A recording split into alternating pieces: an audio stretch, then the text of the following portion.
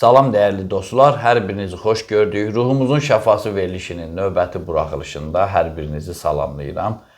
Qonağımız Rafiq Cəllayevdir, fitoterapevt, bioenergetik. Bugün həm bitkisel müalicədən danışacağıq, həm də son zamanlar əhalidə mövcud olan mənəvi, psixoloji problemlərdən çalışacağıq. Bizə də ünvanladığınız suallara cavab tapaq. Xoş gördük Rafiq müəllim. Çox sağ ol, dəvətinə görə Səbuh müəllim. İştirəm. Rafiq müəllim, başınız çox qarışıqdır, ona görə tez-tez narahat eləmək istəmirəm. Nə bilim, bitkilər düzəldirsiniz, yeni ilaclar deyək də, dərmanlar, preparatlar belə deyim, icad edirsiniz, tərkiblər düzəldirsiniz insanların şəfalanması üçün. Amma o bitkilərə keçməzdən öncə cəmiyyəti narahat edən, mediada da bir çox mövzular var. Onlardan da biri az qala kütləvi şəkildə insanların stresə düşməsi məsələsidir. Yəni bu dərəcədə olmuyor. Kimi görsən hamısı, hətta maddi cəhətdən də babat belə deyim, məqamı olan, durumu olan da görsən streslər keçirirlər. Bunun səbəbi nədir? Bunun xilas olma metodundan bizə biraz danışacağız. Amma əvvəlcə nədən doğur? Valla stres belə də gərginlik, həyəcan, sıxıntıdır da. Bunlar yavaş-yavaş insanlarda fiziki problem yaradır. Yəni xəstəliklər yaradır. Stres də oldu, mədə, bağırsaq, ondan sonra keçərlik, qəbizlik, o qədər xəstəlik var ki, burada əsas o emosional gərginliklərdir də. Bunlar da hərəsi orqanlarda müxtəlif xəstəliklər yaradır. O stresi də olmağı belə də həyat tərzini mən deyərdim. Bir var fərdi, bir də var ictimai həyat tərzi var da, bir var o qlobal deyilir, böyük, kütləvi. Təsəvvür edin ki, Sovet dövründə bizi kommunizmə ruhlandırırlardı. Allah da yaddan çıxmışdı, din, ondan sonra belə bunlar yaddan çıxmışdı. Hamısını kommunizm ideyaları uğrunda, yüksək keyfiyyətli yaşamaq uğrunda mübarizə aparırlardı. Bunlar da o qədər dedilər, axırda yəni bu da bir getdi, dağıldı. Sonra da gəldi bu müstəqilliyimiz dövrü. Dedilər neft belə hamı xoşbəxt yaşayacaq, işıq pulu, qaz pulu verməyəcəklər, su pulu verməyəcəklər. Hamı firavan yaşayacaq. Bu da gəldi, o ümid, plan məsələsi var. Bax, bunlar hamısı dağıldı. Burada da nədir? Burada da o qədər belə dərindən analiz olunmalı şeylər var ki, o insanlara münasibət məsələsi.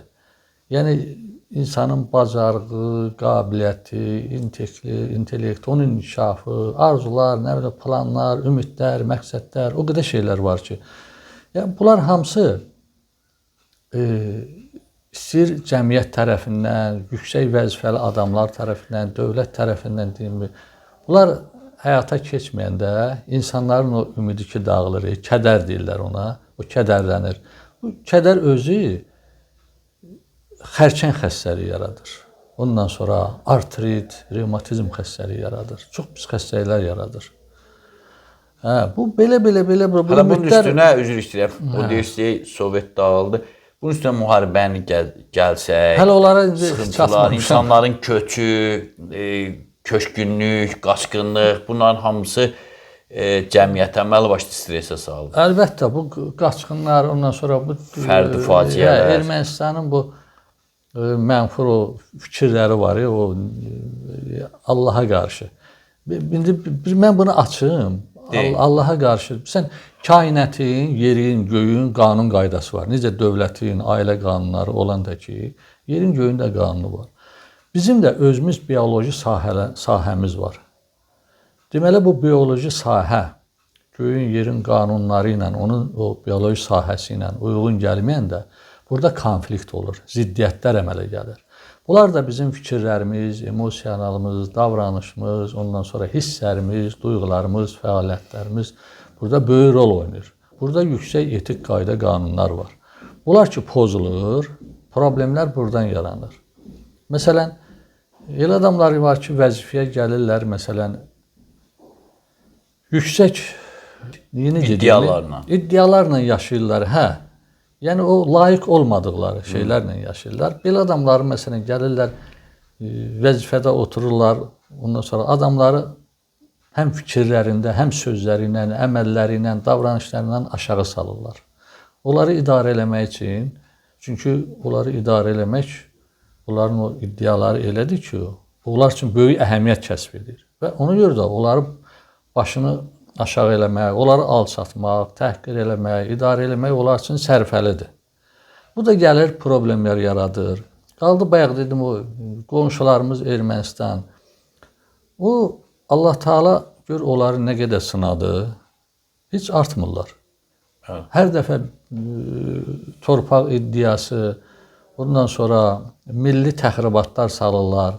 Yəni sağ olsun da dövlətimiz yenə də bunların qarşısını aldı.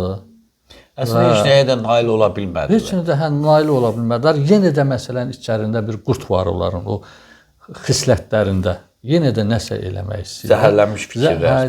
Onlara ona görə də ümid yoxdur. Ancaq biz necə bir millət kimi, bir xalq kimi öz dövlətimizi gərək qoruyaq. Ondan sonra dövlətimizin qayğısına qalaq. Qanun qaydalara əməl eləmək lazımdır. Ona görə də. Doğrudur. Bunlar da bu gətirir, bu stresə gətirir çıxardır. Bu həyat tərzinin pozulmasına çıxardır. Deyiləsi yendirəm o qədər şeylər var ki. Var Akram deyir stres, ruh düşkünlüyü insanda mövcud olan lap belə təməli olan xəstəlikləri də inkişaf elətdirir. Çünki insan gözəl şey düşünəndə o xəstəliklə siz özünüzün də o vaxt bizim qəzetə verdiyiniz yazılarda çox yaxşı araşdırma aparırdınız. Qidalanmır o pis şeylər.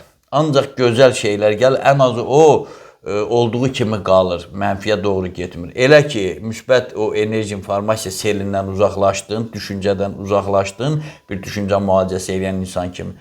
Başlayır o negativlər inkişaf eləməyə. Mədəsində ağrı varsa daha çox artacaq, ürəyində ağrı varsa daha çox artacaq. Elə ki, hər şey qaydasında, o necə deyirlər eldində yağ kimi gedir, onda o ağrılar da sanki unudulur. Bax, bu əlaqədar istəyirəm danışasınız.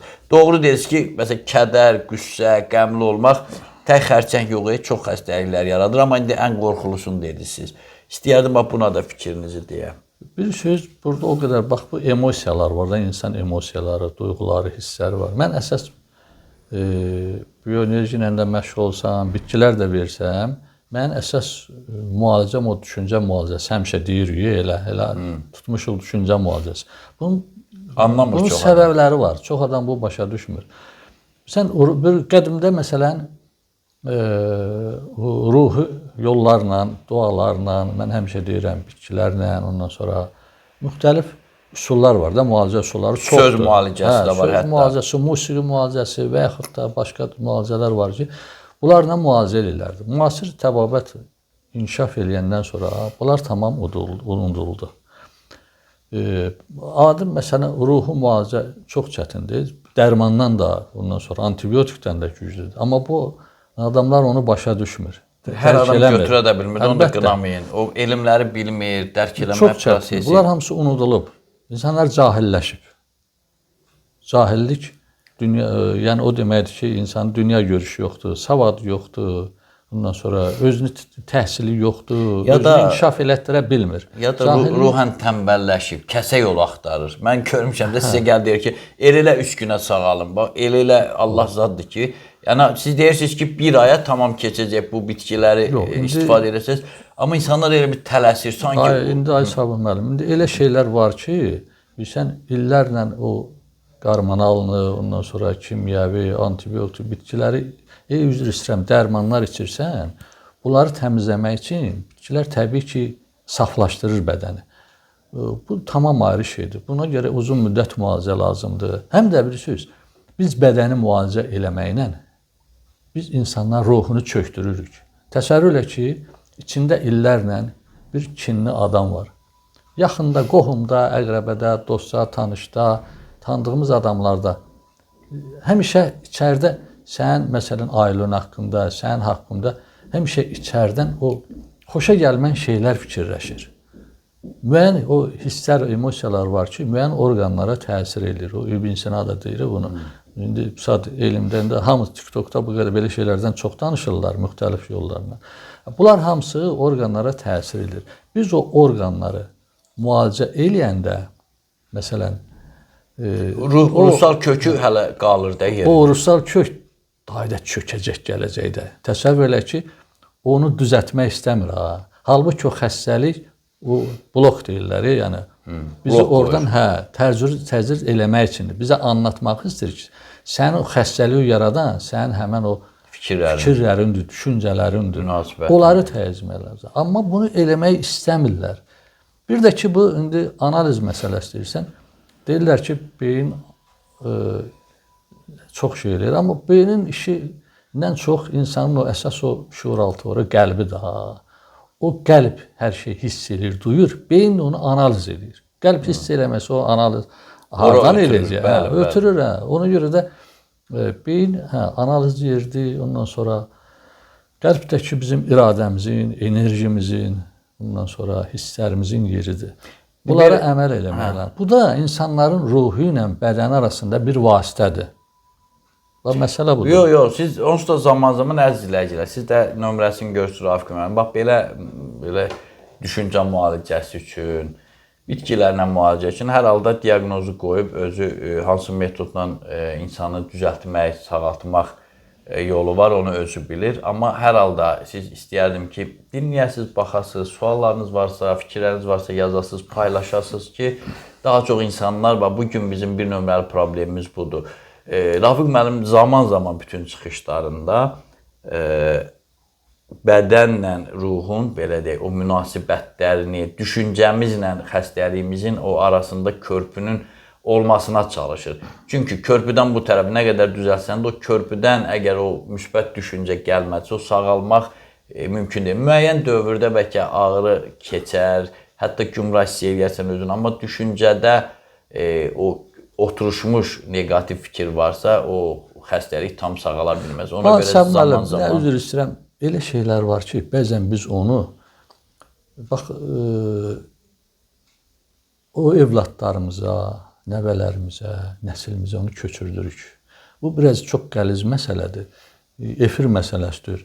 Məsələn, mümkün olan qədər deyil, karmada deyirlər. Bir neçə adamlarla oturub söhbət edirdik, bir yoldaş idi.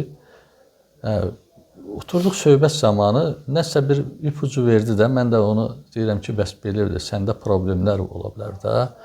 Qayıtdı ki, mən çirkin işlər o qədər eləmişəm, amma mən özümə baxıram, mən sağlamam. Qidama baxıram, bundan pəhrizimi də atıram, hər şeyim, heç xəstələnmirəm, dedi. Boş-boş danışırsan. Mən də qayıtdım ki, bəs mən biraz çox danışmağı xoşlamıram, sevmirəm. Mən istəyirəm ki, təcrübə eləmək, ondan sonra iş görməyi daha sevirəm. Adam var ki, görürsən, yaxşı müəllimliyi var, əzvəri, çıxır efirdə, elə bəzək, qəşəng sözlər danışır. Bizim kanalda da olub zaman-zaman elələr. Çox belə adamlar var. Sonra dedim, bəlkə ailədə zətdə problem var da, bu söz demədi. Adamlar yarında dedim, bəlkə də indi bu söhbəti açmaq yaxşıdır. Dağılışandan sonra aralandı, gördüm məni çağırır. Mən dedi ki, bəs orada mən demədim.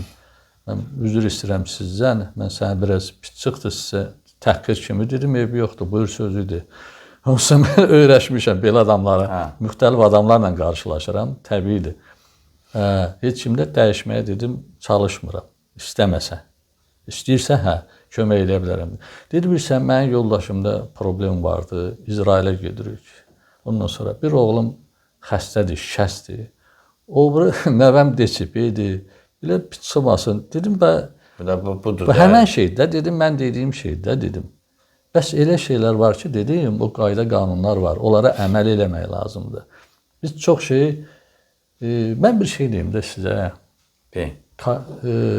insanlar var ki, adamlar var ki, özünü o qədər müdrik sayır ki, özü ağıllı, bacarıqlı, hər şeylə, yəni, məndən yaxşısı yoxdur. O mən məsələsi var ha. O qədər onu yüksək tutur ki, vacib tutur ki, hətta mən belə üzr istəyirəm, Allahdan da üstün tutur. Amma özü bilmədən, özü bilmədən, xəbəri yoxdur. Dolayısı yolla, hər şeyi özüm eləyirəm də, yəni kənar heç nə yox. O adamların, bax, bütün o ölümlər, vaxtsız ölümlər, yersiz ölümlər, yersiz xəstəliklər, sağalmayan xəstəliklər var ha. Onu illərlə qazanırlar, o qəlblərində, onu şuur altında saxlayırlar, çöktürürlər. O yavaş-yavaş zaman gələndə özünü göstərir. problemlər onda çıxır. Belə adamlar bilirsən sıxıntıları qəbul eləmirlər. Onlar düşünürlər ki, ən sadiq, ən bacarıqlı, qabiliyyətli, ən belə bilikli adam onlardır. Onu həyata keçirdə bilməyən. İstəyirlər zorla nəyisə özlərinə tabe eləsinlər, həyatlarını dəyişsinlər. O da olmayanda təsəvvür elə ki, onu içəri basırlar. İçəri də basanda içəridə aqressiya yaranır. Bu aqressiyada zaman-zaman insanlarda paxıllıq, nifrət, qəzəb, kin, alçaqlıq, ikiyüzlülük, o qədər şeylər var ki, yəni mən bunların hamısı ayrı-ayrı, bunların açmaları var, bunların hamısı mənası var, elə-belə deyil. Yəni bunlar yavaş-yavaş xəstəliklər yaradır. Beyin də sinir sistemi də orqanlarla əlaqədədir. Müəyyən o hisslər, emosiyalar var ki, onlar müəyyən orqanları pozur.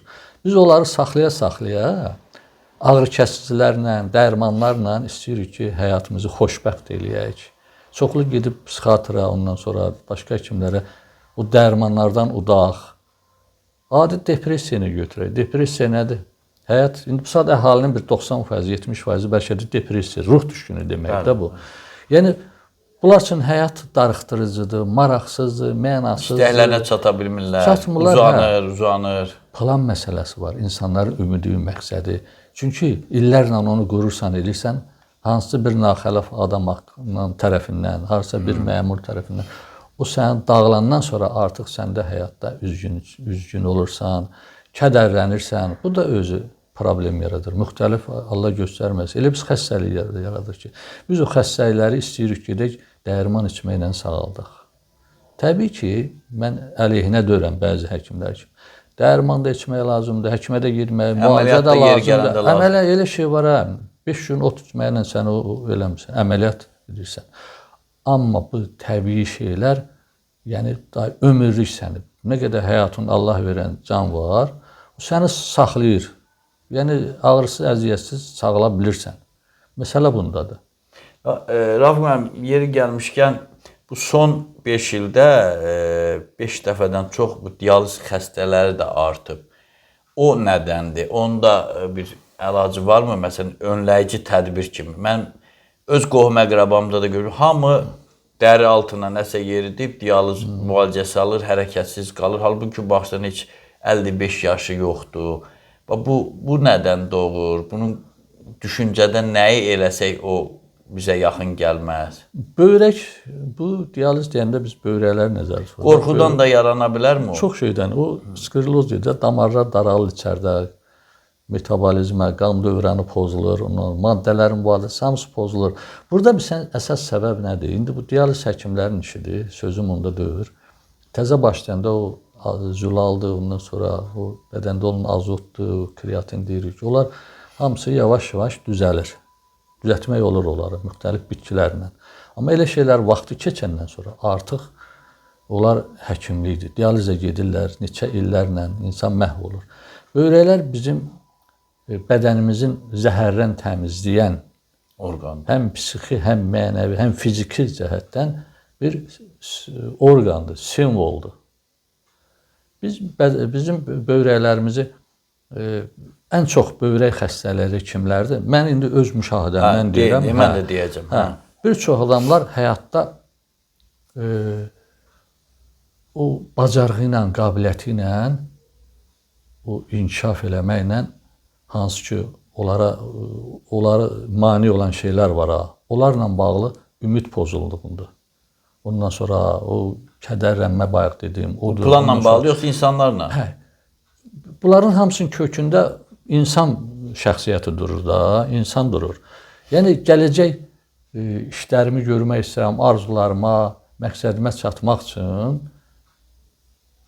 Yəni bunlar alın, bunlara mane gedə bilmir. Çatmayanda özünü insan bir rus sözü ilə deyək də belə, yəni pazar olmaq, pərt olmaq hissi var. Belə adamlarda böyrəkdə müxtəlif daşlar yanır, müxtəlif problemlər. Mən məsələn bir neçə xəstəm olub, institut qutarıb, yoxuşu vəzifəsi var, hətta hüquqşünasdır, vəkil olmaq istəyir. Gəlib yanıma, baxıram ki, adətən mənim xəstələrimdə böyrək xəstələri bir ay yarıma problemlər gedir də. 2 günə bir sutkanı görsən, deyir, ağrılarım da getdi, Rahim müəllim. Deyirəm, lap yaxşı. Amma belə bir neçə xəstələrim olub ki, Mən onu bir 8 ay, 1 il müalicə eləmişəm. Hətta ikinci kursdan sonra, birinci kursa gedib 1-2 ay müalicə olunandan sonra 1 ay sağalıb, yaxşılaşıb daha doğrusu, ağrısı keçib, gəlib ki, mən belə yaxşı, yəni düzəldim ki, bütün ağrım yoxdur. Deyirəm, əvvəl nə dedi? Bəs bir dəfə əməliyyat eləmişəm. 2-3 aydan sonra yenə də daş yarandı, deyir. Deyir, getdim, deyir, dializə vura bilmədilər. Dedilər, çətinlikdirsə əməliyyat lazımdır. Mən əməliyyata getmək istəmirəm. Gəldi, bir kurs yenə də elədim, getdi, 2 ay keçdi, gəldi ki, bəs ağrılarım getmişdi, Rafi, özümü yaxşı hiss edirdim, Rafi. Onu bitkidən bir dənə ver. Deyirəm, bəlkə hələ bezməmsən, narahat olmamsan bitki içməyə də belə. Deyir, yox, bəs həkimlikdir də, həkimlər də mənə belə məsləhət bilir ki, belə. Bunu 3-4 kurs belə müalicə eləyəndən sonra gördüm, səbirli adamdır. Sağaldı. Bir 6 ay keçmişdi, gördüm, mən zəng edib ki, təsəvvür ki, onun başqa böyrəyində idi, o biri böyrəyi təmiz idi. Dedi, bəs indi o sağlam böyrəyimdə daş əmələ gəlib. Dediyiniz şeydə düşündüm. Hə. Dedim, gəl bir oturaq, elə həmişə gəlirsən, bitkini alırsan, söhbət eləmirik, sən belə adi söhbətlər eləyir, gedir. Gəl səninlə bir oturaq, bir məşvərət eləyək, görək bunun hardan yaranır da, bax, sən bu niyə görə olmalıdır? Dedi, atam bəs falan xəstəlikdən problem, əziyyət çəkir, imkanım yoxdur. Yoldaş, anam rəhmətə getdi bu yaxında. Uşaqlarım, 3 dənə uşağım var. Mən istəmirəm Azərbaycanda yaşayam. Deyirəm, niyə?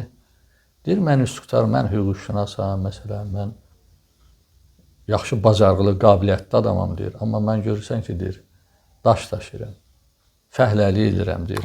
Xaltur edirəm, deyir, hə. Mənim içimdə o stres, barışmıram, o söz çox böyük sözdür. Dedi ki, mən içimdə o stres, depressiya, daimi, şikayət eləmək, ittiham eləmək, onu bunu, dedi, bu məni yıxıb da, dedi. Dedim, birinci oradan başlamaq lazımdır. Onları müalicə eləmək lazımdır. Onlara münasibəti dəyişmək lazımdır. Münasibət dəyişmək deyəndə bilsən nətərdir? Biz elə şeylər var ki, o göylər deyirik ki, bizi qoruyur, onun qoruması altında yox, həmişə özümüzü onu borc bilirik. Allaha dua edirik, Quranlar, statlar gətiririk. Amma başqa yollar var. Bir, onlarla iş düzəlmir axı. Biz Allaha qarşı iddialar sürürük. Atamızı, anamızdan, bacımızdan, qardaşımızdan, qohumlarımızdan, düşdüyümüz vəziyyətlə, situasiyalarla inciyirik, nə bilim, hökumətə qarşı, ondan sonra işlədiyimiz adamlara qarşı, müdiriyyətə qarşı. Yəni, çox şeylər var. Biz bunlarla öz narazılığımızı Allaha qarşı bilirik. Deməli, belə çıxır ki, iddia irəli sürürük. Biz Allahdan bunları çox istəyirik. Allah çox onlardan qorxuruq. Ay sağ. Çünki birinci insan xoşbəxt olmaq üçün, sağlam olmaq üçün birinci Allaha olan sevgi lazımdır. Sonra da onun yaratdığı o biz dəyər verdiyimiz qiymətli şeylərə. Amma biz onları o qədər bağlanırıq, o qədər sevirik ki, bütün bu problemlərin kökü hamısı buradan gəlir. İndi o qədər müalicə üsulları var, bayaq dedim. Biri deyir, nə bilim, getdim psixiatra, dərmanla işlədim yaxşıdır. Yaxşı, sən bu dərmanın vaxtı gedəndən sonra yenə də əsas səbəb qalıb bax orada. O nəticəni götürür. Getdin, əməliyyat elədin buradan, adam var, gəlib əməliyyat elədim, mən yaxşıyam. 6 aydan sonra gəlib, indi başqa yerdə problemim çıxıb. Dedim, ged əməliyyat elətdir, onu da elətdirdi. Sonra 3-cü əməliyyat elədi. Bilsən, yenə deyirəm, bizi necə ki bədənimizi, konkret deyimdə mən, bitkilərlə, dərmanlarla, ondan sonra müalicə edirik. Bizim ruhumuzu da bizə xəyanət eləməklə, bizi satqınlıq eləməklə, bizi, nə bilim, incitməklə, bizə zor işlətməklə, müxtəlif şeylərlə bizim ruhumuzu pozmaqla müalicə edirlər ki, ey insan, sən ağıllı ol, başa düşkünən. Bu Allahın, kainatın, dövlətin qayda qanunlarına bax. Adi fikir verir. İndi yaşımız az çoxdur. Sovet dövründən sonra adamlar var ki, at oynadı. Millətin malını, pulunu çalıb, çapıb, yığıb. İndi həmin adamları görürsən ki, təhqir edirlər, internet, hər şey açılıb indi. Onları təhqir edirlər, ailəsini, həyat yoldaşını, özünü, balalarını, bunların nəvələri, nəticələri, onu necə qəbul edirlər, mən başa düşmürəm. Bu qədər yeyiblər, hökumət onların cəzasını verir, tapır, gözlərindən gəlirlər. Bunlar axı xalqın, insanların malı puludur. Həmən şey də bax xalq həmən o stresslərin səbəbi həmən bunlardır. Bəli, kütləvi şəkildə belə hallar olur. Bax, onu düz deyirsiniz ki, insanlar ancaq ağır durumda Allahı yada salırlar. Sonra deyir, hər gün dua eləyirəm, nə pirə gedirəm, heç nə olmur. Bəs sən o yaxşı günündə yada sal ki, yəni o daima birinə münasibət, bəzi biz dostlarımız da var, siz də tanıyırsınız. Deməli, əzizləyicilər, yaxşı olanda, əlində pul olanda, onda gəlir görüşür, gedək çörək yeyək. 2 ilə, 3 ilə onun əlinə pul gəlməsə, gəlib bizlə görüşmür. Bu da doğru deyil axı. Sən dostsansa, deməsən yemək içmək dostsan. Dostsansa hər zaman gəl bir çay içək. Çay içmək gərək, sadəcə gəzinək. Ya burada redaksiyada oturaq, söhbət eləyək. Amma ancaq pul olanda deməli bu özün şəxsiyyət bilir. Bəzi dostlar da var, deyir, cibimdə ən azı 500 manat olmaz, özümü kişi saymıram. Elə adam var ki, yaxşı da kişidir, hətta müharibədə də olub, qeyrətli, əqidəli adamdır. Ola bilər də bugün bunun cibində pulu yoxdur. Pul hamıya lazımdır. Amma 500 manat olmaz, özümü kişi saymıram, yanaşmaz da səhv daxil. Amma o xoşbəxtlik, sağlamlıq o ilə əlaqədordur. Bəzi şeylər var, təbii ki, həkimə də girmək lazımdır, gidib nəsə dərman almaq lazımdır. Pul lazımdır. Amma indirəm, belə şeylər var, xoşbəxtlik, sağlamlıq o ilə bağlıdır. Bu çox belə dərin, belə fəlsəfi şeydir. Çox şaxəlidir. Mən məsələn adamlarla çalışıram fərdi işləyimdə. Hər xəstəliyi yaradan səbəblər var. İndi hamı da eynidir. Bəzən görürsən ki, müəyyən bir qrup adamlarda elə eyni şeylərdir. Eyni şeylərdir. Şiş xəstəliyidir, qadın xəstəliyidir, ondan sonra ürək damar qan dövranı xəstəliyidir, ondan sonra revmatizmdir, artrit, artrozdur, elə xəstəliklər var. Biz onu illərlə dama-dama yığmışıq. İstəyirik ki, onu vedri ilə, qazanla onu götürək, tez sağalaq və başlayır o narazılığımıza. Müəyyən deyirəm, o davranış tərzləri var, niyyətlər var ki, onlar xəstəlik yaradır. Bu maariflənmə yoxdur da, biraz yoxdur. Bəzi şeyləri tutaq, məsələn, indi elə adamlar olur ki, dost tanışda çörək yürür, çay çürür, birdən, hərdən bəzən görürsən ki, deyirsən ki, səndə falan şey, proses gedir də. Baxırsan ki, içəridə 3-4 dənə xəstəlik artıq başlayıb gedir. Amma bir dənə üzə çıxan xəstəlik var. Daima onu müalicə etdirir. Başa salmaq istəyirsən ki, bunlar o problemi yaradıb. Onlar yavaş-yavaş onları müalicə eləmək lazım ki, bu da düzəlsin. Amma onu başa düşmək istəmirlər çoxu. Mən o müharibədə yaralananda, neyrocərrahlı xəstəxanasında olanda bu ayağımla bağlı. Orada bir kişi var idi, professor idi. Sizin sahəni də yaxşı bilirdi. Biri vardı, zibilə qalmış bu ağrı geçsəydi, zibilə qalmış. Dedi ki, heç vaxt elə demə. Deyir, sən ağrıyla dostluq eləsən, o da səni sevəcək. Deyir, əgər ağrıdırsa, məsələn, bir barmağını kəsibləsə elə demə, hayf bu barmağı, hayf, artıq yoxdur da. Amma deyir, mən belə, adam var heç qolu yoxdur, sənin bir barmağın yoxdur, yaxud da gözünün biri biraz zəif görür, yaxud da heç görmür. Amma əvəzində biri görür də, insan var ikisi də görmür. Yəni o xəstəliklə yoldaşlıq eləmək, dostluq eləmək, indi tutduz yəqin nə mənada deyirəm. Yəni sağalan xəstəliyi var, sağalmayan var, amma hər halda sən o bədəninə giribsə, sənin bir üzvündür, hələ ki, müvəqqəti də olsa. O çöldən gəlib girməyib ki, onu biz yaratmışıq. Yəni səninkidir də o da. Yəni onu eləcə lənətlənməkdənsə, tədricən deyir, münasibəti, yəqin o siz deyəndə, xəstəliyə münasibəti də deməli dəyişmək lazımdır. Yavaş-yavaş həyat tərzi deyirik də, biz ümumi götürəndə həyat tərzi deyirik. Onda həyat tərzinin içində o bayaq dediyim o düşüncə məsələsi var, qidalanma var, ondan sonra havanın fəsillərimiz var, soyuq, isti, nəm, quru hava var. Ondan sonra qıraqdan gələn o bayaq dedim, o stresslər var. Bu faktorlar o qədərdir ki, bunları ayırd eləmək lazımdır ki, onlar düzəlsin. Və indi axır vaxtlar mənim məsələn dostlar var, Uraldan, Germaniyadan çox yaxşı bəzi reseptlər göndəriblər. Məsələn, bu dayaq hərəkət sistemi üçün, oynaqlar üçün, sümük üçün, məsələn, xəstələr müalicə eləmək üçün, ürək qan damar sistemi üçün, böyrəklər üçün, əsəblər üçün, mədə-bağırsaq sistemi üçün. Baxıram o bitkilərin əksəriyyəti bizdə var. Bir neçəsində indi gətirtmək olur. Çox gözəldir. Mən neçə adamlarda vermişəm, çox gözəl effektlər verir. Deyir ki, illərlə müalicə edirəm. Deyirəm, bəzi müalicələr elə, bunları da paralel içirsən, daha yaxşı sağlam olursan. Yeri gəlmişkən, bir dəfə anons da vermişdik. Rafiq müəllimi Almaniyada böyük bir klinikaya dəvət elədilər. Dedi, yox, mən hətta dedilər tərcüməçi də taparıq, rusca da yaxşı bilir, yəni tərcüməçi. Amma dedim, mən öz xalqıma xidmət edirəm. Bax, belə adamlara daima diqqət yetirmək lazım. İstəsə gedir orada da bilirsiniz də, 3000-dən, 5000-dən evrodan başlayır məvacib, hələ başqa şeylər var. Almaniyada daha çox xəstə var. Məsələn, bel ağrısı, bəli. Bax, bunları öz oranı iqlim elədir ki, o revmatik şeylər çox olur. Bəli. Ona görə istəyərdim ki, siz də bax, Rafiq müəllimə dəyər verəsiniz, ondan danışacaq. Bitkilərdən onda gələn dəfə danışaq. O qədər maraqlı, istəmirəm mövzular qarışsın. Çünki yeni şeylər var, həm də zamanımız da doldu, artıq yarım saatdan çoxdur. Mən yeni bitkilərdən gətirərəm. Gətirərsiniz, göstərə maraqlı. Sizin də o barədə öz izləyiciləriniz var. Rafiq müəllim bir kitab da hazırlayır, bitkilərlə müalicə əslində yazıb. İndi onu elm adamları redaktə edir, baxırlar, öz tövsiyələrini verirlər. Hansı bitki nə vaxt dərilməlidir, qurutma metodu, hansı ölkələrdə var, Azərbaycanın arasında var. Çox maraqlı vaxtilə bizim qəzetdə də qısa-qısa yazırdı. İndi o kitab üzərində işləyir. İnşallah indi bu ilə çatması da gələni düşünürəm ki, o çap olar. Təqdimatı da inşallah buradan elan edərik. İnsanlarımız gələr.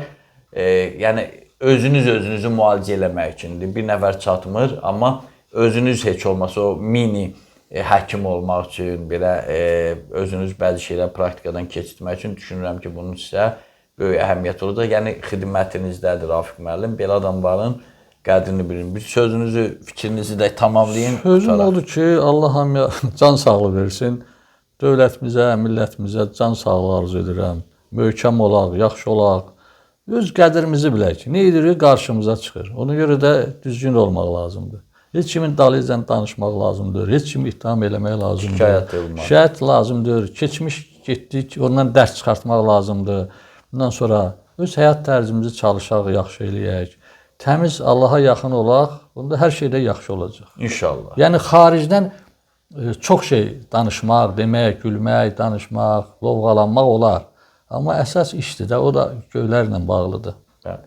Çox sağ olun Rafiq müəllim. Dəyərli dostlar, daha bir maraqlı verilişimizi də başa vurduq. Qonağımız Rafiq Cərullayev idi. Bizim tanınmış fitoterapevtimiz, bioenergetikimiz. Sağ olun, var olun, elə yaşayın ki, ruhunuz həmişə şəfalı olsun.